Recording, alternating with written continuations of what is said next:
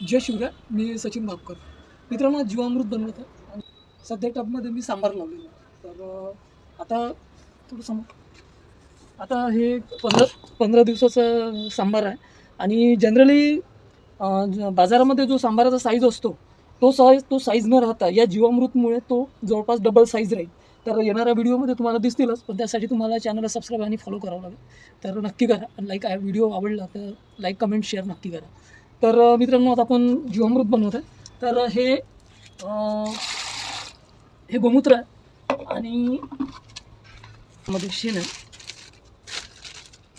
हे आपण पूर्ण मिक्स करत आहे. यामध्ये हे बेसन आहे आणि सगळ्यात पहिले आपण गोमूत्रामध्ये शेण मिक्स करत आहे. त्यानंतर त्याला असं त्यात मिक्स करून आपण टाकत आहे. हे यासाठी टाकतो आपण गूळ आणि बेसन, की जे जीवाणू असतात शेण आणि गोमूत्रामध्ये, तर त्यांचं खाद्य हे असते आणि याच्यामुळे त्यांची वाढी झपाट्यानं होते. तर या पद्धतीनं आपण याच्यामध्ये बेसन टाकत आहे. मिक्स करून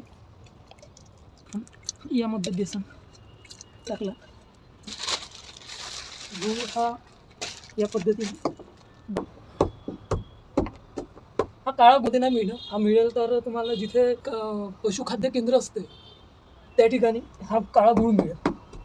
तर भांड्यामध्ये गूळ टाकून त्याच्यात पाणी टाकून काही लिक्विड तुम्ही टाकू शकता किंवा असंही टाकू शकता, पण त्या पद्धतीने यामध्ये आपण टाकून जाऊ.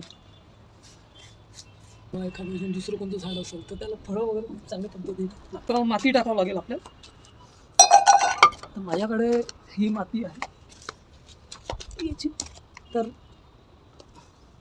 ही माती सुपीकच आहे. तर यामध्ये बुधभर माती टाकावं लागेल. माती घ्यायची ज्या झाडाच्या खाली, म्हणजे जिथे कुठे रसायनाचा वापर केलेला नसेल.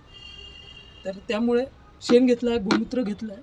शेण हे असं घ्यायचं की गाईचं शेण असेल तर गाईचंच गोमूत्र घ्यायचं आणि म्हशीचं असेल तर म्हशीचंच घ्यायचं. हे घडीच्या काटा ज्या पद्धतीने घुमतो त्या पद्धतीने आपल्याला 60 वेळा हे घुमवायचं.